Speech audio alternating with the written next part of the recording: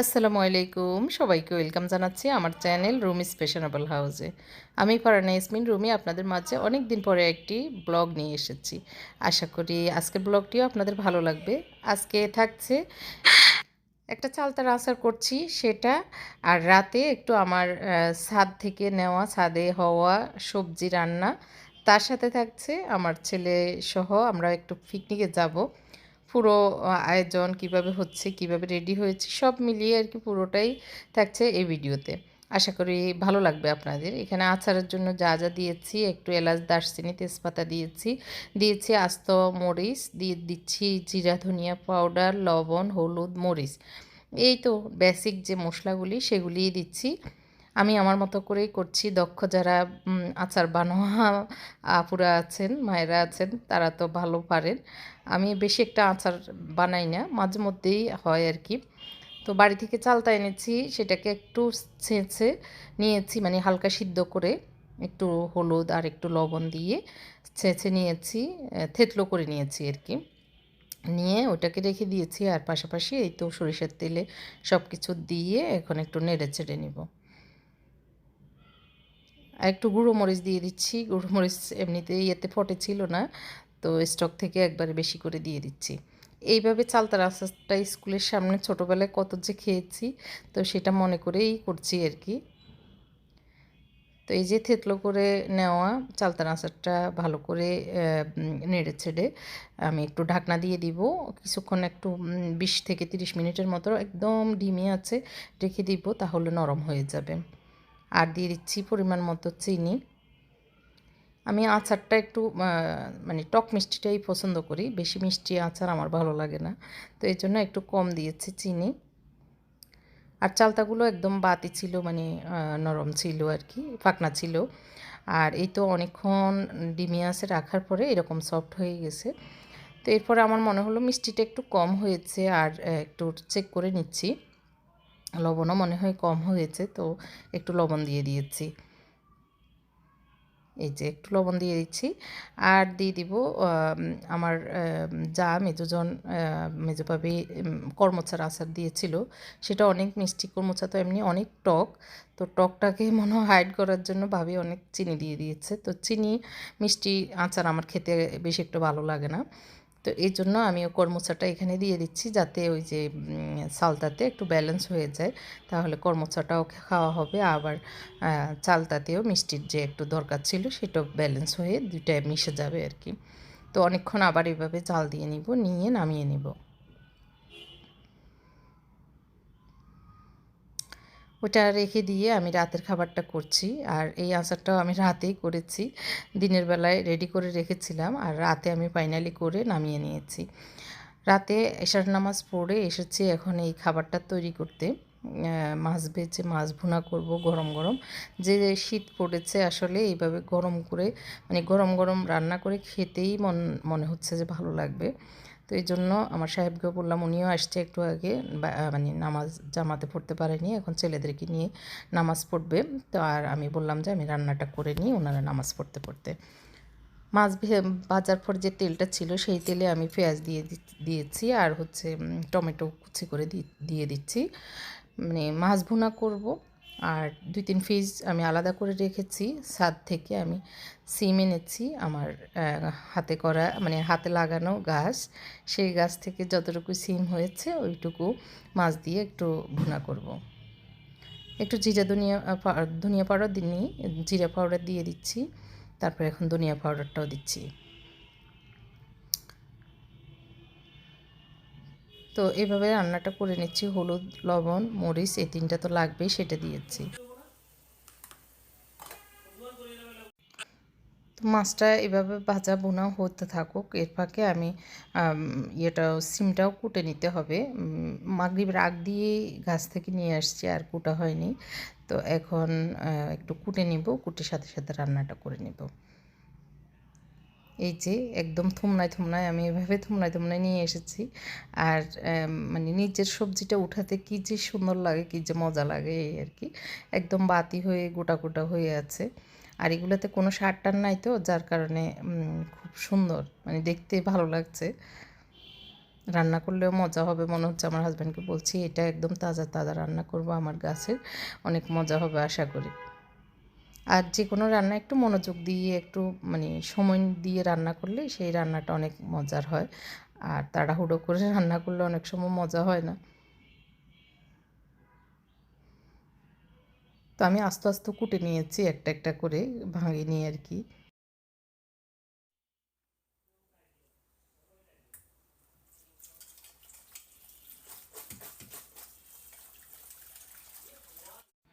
মাছ দিয়ে রান্না করলে একটু আস্তে আস্তে শিম রান্না করলে ভালোই লাগে। আমার আম্মা এরকম আস্ত শিম দিয়ে মাছের সাথে দিয়ে রান্না করতে। এদিক দিয়ে মাছটাও বুনো হয়ে গেছে, এখন ধনিয়া পাতা দিয়ে নামিয়ে নিচ্ছি। ভালো করে ধনিয়া পাতাটা মিক্স করে আর কি। তো আমি বলতেছি এরকম গরম গরম ভাত দিয়ে এই মাছটা খেতে যে কি মজা লাগবে।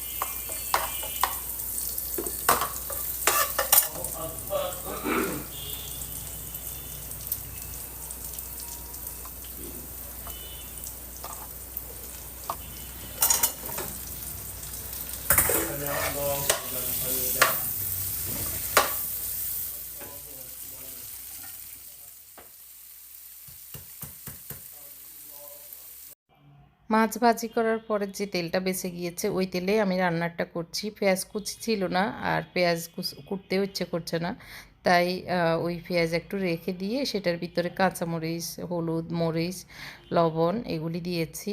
আর হচ্ছে এখন একটু রসুন থেতলিয়ে দিচ্ছি, দিয়ে আমি শিমও দিয়ে দিয়েছি একটু ভাজি ভাজি করে, মানে নেড়ে চেড়ে ভাজি করে তারপরে এই মাছটা দিয়েছি। বাটিতে মাছ দেখা যাচ্ছে, সেটা দিয়েই রান্না করব।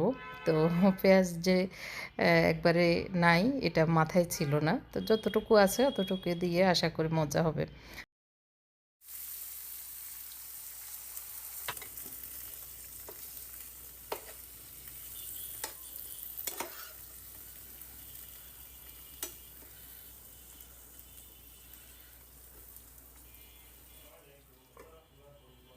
এটা দুটোটা নাম।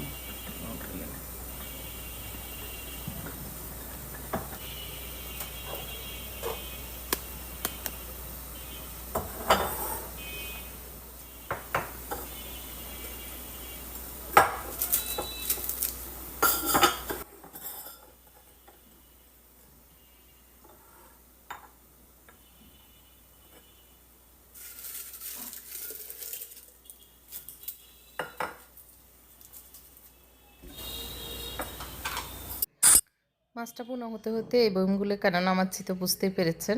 এগুলি যে আচারগুলি ঢুকাবো, আচারগুলি ঠান্ডা হওয়ার জন্য এতক্ষণ রেখে দিয়েছি। এখন এই বয়মগুলোতে ঢুকিয়ে নিব আর কি, এক কাজের সাথে আরেক কাজ হয়ে যাবে এই জন্য। তো মোত্তাকিদকে দিয়ে এগুলি নামিয়ে নিয়েছি, আর ভালো করে ভিতরে ঢোলে মুছে নিব আর কি, ধুয়ে টুয়ে আর কি। তো এই জন্য ভালো করে ধুয়ে নিচ্ছি। একটাতে তেজপাতা ছিল আর একটাতে ওই যে কাশ্মীরি মরিচ ছিল, এগুলো আমি ইন্ডিয়া থেকে এনেছি। তো পুরনো হয়ে যাওয়াতে একটু কালো কালো হয়ে যাচ্ছে, তো এই জন্য একটু গরম করে আবার রেখে দিব। আর মুত্তাকিকে বললাম আরেকটা যে ভয়ম আছে ওইটাও নামিয়ে দিতে।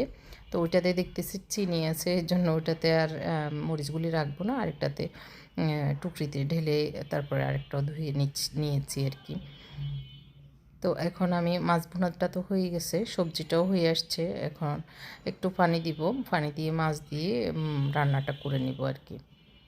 মাছগুলি দিয়ে দিচ্ছি, আর একটু যে শুকিয়ে গেছে মাছ দেওয়ার পরে এখন একটু পানি দিচ্ছি, নেড়ে ছেড়ে একটু ঢাকনা দিয়ে আবারও রান্না করে নিব। বেশিক্ষণ সময় লাগবে না, যেহেতু একদম ফ্রেশ মানে ইয়েগুলি শিমগুলি। আমি আচারগুলি ঢুকাতে ঢুকাতে আশা করি আমাদের মানে তরকারিটা হয়েই যাবে।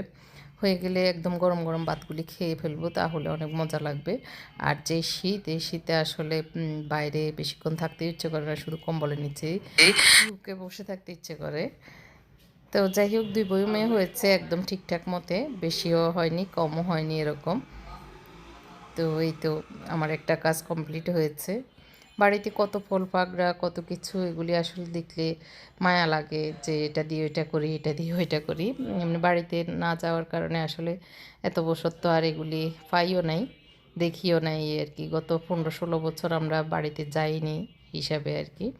2-3 বছর পরে একবেলা 2 ঘন্টা 1 ঘন্টার জন্য গিয়েছিলাম। তো যাই হোক, এখন তো আল্লাহর রহমতে যাওয়া আসার পথ সুগম হয়েছে। ইনশাআল্লাহ বাড়িতে যাব, থাকবো একটু একটু, কারণ বাড়িতে ভালোই লাগে এখন। তো আর যেহেতু ঘর দুয়ার করছি নিজের মতো করে, নিজের একটা মানসিক শান্তিও লাগবে, নিজের জায়গায়, নিজের ঘরে, নিজের পছন্দের জায়গায় যেতে, মানে নিজের কষ্টের জায়গায় কষ্ট করে যে এই জিনিসটা করা হয় সেটার মায়াও অন্যরকম। তো যাই হোক, এই যে সবজিটা হয়ে যায় একদম খুলে যাচ্ছে, মানে এত নরম, এত মানে ভালো লাগার একটা সবজি।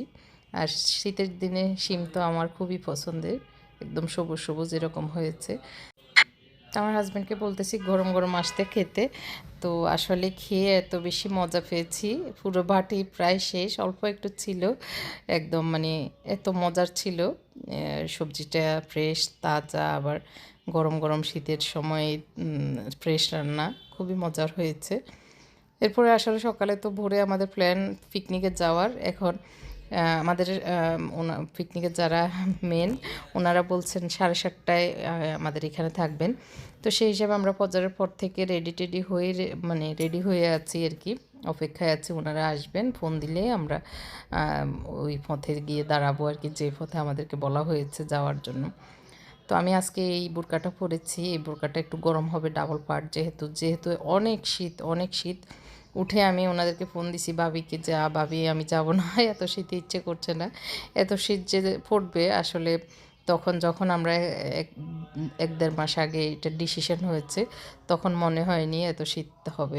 তো ভাবি বলল না, কিছুতেই না, ছুটি দেওয়া হবে না। তো বাধ্য হয়ে উঠে রেডি হচ্ছি আর কি। তো হাত মোজা পা মোজা তো পরতেই হচ্ছে, এত শীত এত শীত। তো শৈত্যপ্রবাহ চলতেছে, কুয়াশা সব মিলিয়ে আর কি, তারপরও যেতে হচ্ছে। মুনতাসির তো রেডি, মুনতাসিরেরই আসলে ফ্রেন্ডের আম্মুরা সহ সবাই পিকনিকটার আয়োজন করেছেন। তো ও তো ওকে আসলে খুশি করার জন্য এখন আমরা যাওয়া। তো আমার মেজো ছেলেও যাওয়ার কথা ছিল, ওর একটা এক্সাম পড়ে গিয়েছে, যার কারণে ও আর যেতে পারেনি। তো যাই হোক, একটু বোরকা পরে ফটো টোটো তুলতেছি, একটু ভিডিও করছি, রিল করছি। তো আজকে এভাবেই যাব আর কি। আর চাদরটা নিচ্ছি, কারণ অনেক শীত, বাইরে বের হলেই চাদর দরকার হবে। এখন ঘরে না হলেও, মানে দরকার না হলেও বাইরে লাগবে, এর জন্য ব্যাগটা এটা নিচ্ছি আর বুট পরেছি। এই তো এভাবে মানে সেজে গুছে যাচ্ছি। তো এর ভিতরে ফোন আসছে, নিচে মানে যেতে আমরা একসাথে বের হব।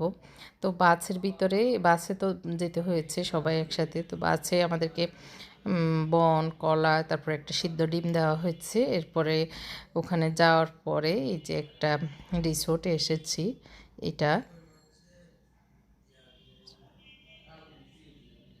The sunrise place. তো এটাতে আমরা সারাদিন আজকে থাকার জন্য প্ল্যান। তবে আসার কিছুক্ষণ পরে আমরা হাজব্যান্ড ওয়াইফ দুজনেই বিরক্ত হয়ে গেছি যে চলে যাই, এত ঠান্ডা। ও মুনতাসিরকে খুব ইয়ে করতেছি চলে যাওয়ার জন্য, ও কিছুতে যাবে না, ওর ফ্রেন্ডেরা সহ ও তো মজা করতেছে। তো আমরা দুজন ভেবেছিলাম চলে যাবো, আবার ওর জন্য মায়া পড়ে ওকে রেখে যাব না, তো এই জন্য আবার যাইও না, এরকম করতে করতে আমাদের দিনটা যাচ্ছে। তো আসার আধা ঘন্টা পরেই খিচুড়ি খাবার দিয়েছে, চিকেন আর খিচুড়ি, এই আর কি। সালাদ ছিল, পেপসি ছিল, এরকম। তো সবাই আবার চা কফি খাচ্ছে, এগুলিরও ব্যবস্থা ছিল। সব মিলিয়ে এমনি খারাপ না, আবহাওয়াটা শুধু ঠান্ডা হওয়ার কারণে ভালো লাগে নাই, ভালো লাগতেছে না। না হয় এমনি সবার সাথে সবার কথাবার্তা হচ্ছে, সবাই আনন্দ করছে, বাচ্চারা বড়রা সবাই আর কি। তো আমরা দুজন একটু বোরিং ফিল করতেছি, কারণ ঠান্ডায় আমরা মনে হচ্ছে যে বাসায় থাকলে বেশি ভালো হতো, খুবই ঠান্ডা। এর ভিতরে সুইমিংয়ে ডেকেছে, সুইমিং গোসল করবে গরম পানি দিয়ে। তো সেজন্য ছেলেরা প্রস্তুতি নিচ্ছে, আর আমরা দুজন একটু দোল খাবো এইটাতে বসে। তো আমার হাজব্যান্ডকে বললাম উনি উঠতে, তারপরে আমি উঠবো। তো আমরা দুজন একটু আনন্দের সহিত দোল খাচ্ছি। তো আমি উঠে বসতেছি, ভয়ও লাগতেছিল পড়ে যাব। তো বাচ্চাদের মতো মাঝে মধ্যে হওয়া দরকার হয় আর কি। এই যে সুইমিংয়ে ওরা নেমে গেছে, কুসুম কুসুম গরম পানি ছিল, এই জন্য ওদের অসুবিধে হচ্ছে না বললো। তো আমি তো গোসলে মানে সুইমিংয়ে নামার জন্য পক্ষে ছিলাম না, কিন্তু ওই যে ওর ফ্রেন্ডেরা নামবে এই জন্য ও নেমে গিয়েছে। ওগুলোর প্রস্তুতি নিয়ে গেছি অলরেডি, ভাবি বলে দিয়েছিলেন। তো ওই যে ডুব দিয়ে একবার উঠে পড়েছে মুনতাসির।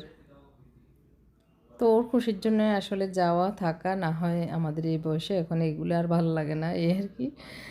তো ও আবার ব্যাডমিন্টন খেলতেছে, তো যাচ্ছি ওই দিকে। ব্যাডমিন্টনে কোনো দেখতেছি ওর জামা কাপড় খুলে ফেলছে, মানে উপরের জ্যাকেটটা। তো ও বলতেছে না ওর কাছে ঠান্ডা লাগতেছে না। তো ওকে বলতেছি তুমি উপরের জামা পরো।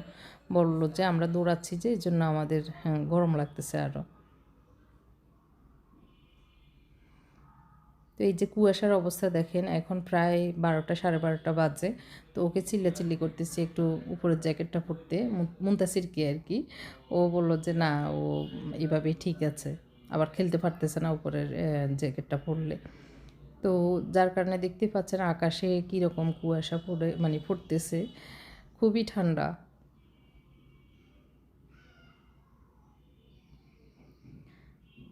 এরপরে দুপুরের খাবারের আয়োজন আমরা নামাজ পড়ে নিয়েছি অলরেডি। তো দুপুরের খাবার কি রান্না হচ্ছে একটু যাই ওইদিকে।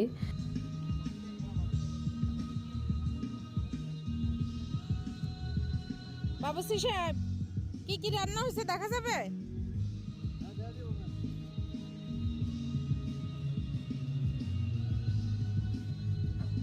রোস্ট, আচ্ছা।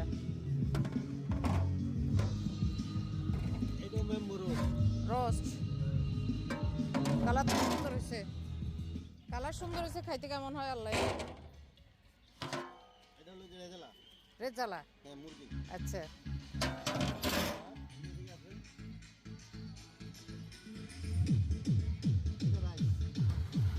প্লেন রাইস না?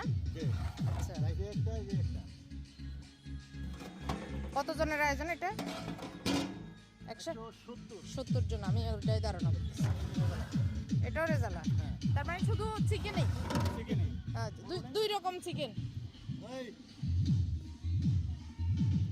এখানে হচ্ছে সালাদ, সালাদের আয়োজন চলতেছে এদিকে।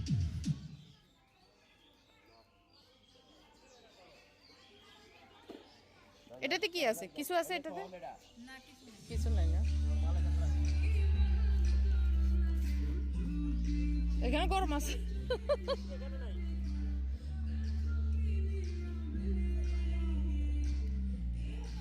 আসলে এটার পাশে দিয়েও গরম। লাফার চলো।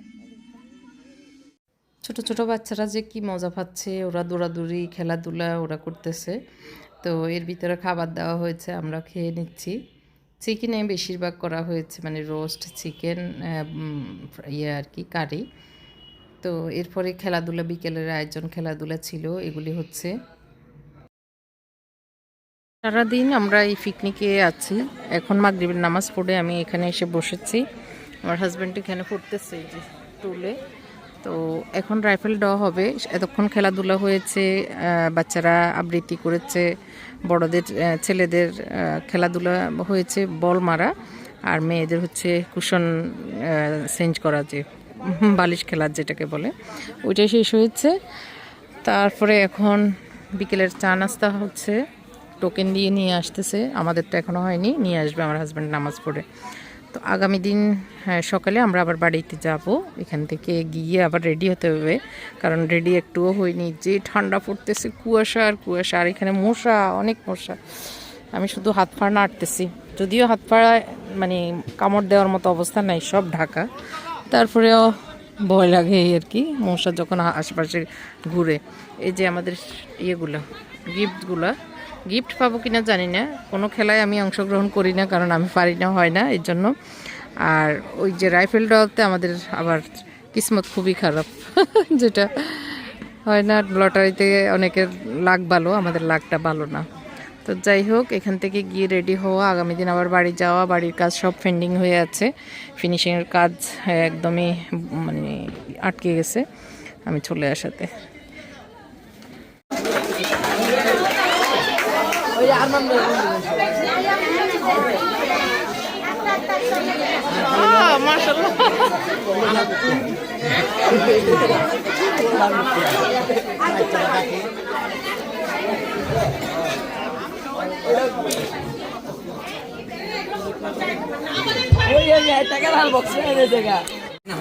যাই নামাজ, মাশাল্লাহ মাশাল্লাহ, এখানে রাখা হয়েছে আমাদের এগুলোর সাথে। তুমি নামাজ পড়ার জন্য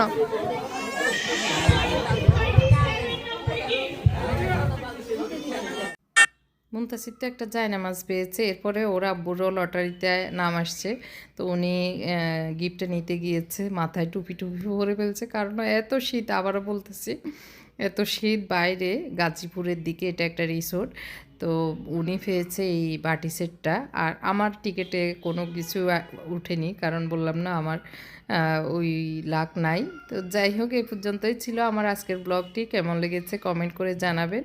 সবাই ভালো থাকবেন, আমার জন্য দোয়া করবেন। আল্লাহ হাফেজ, আসসালামু আলাইকুম।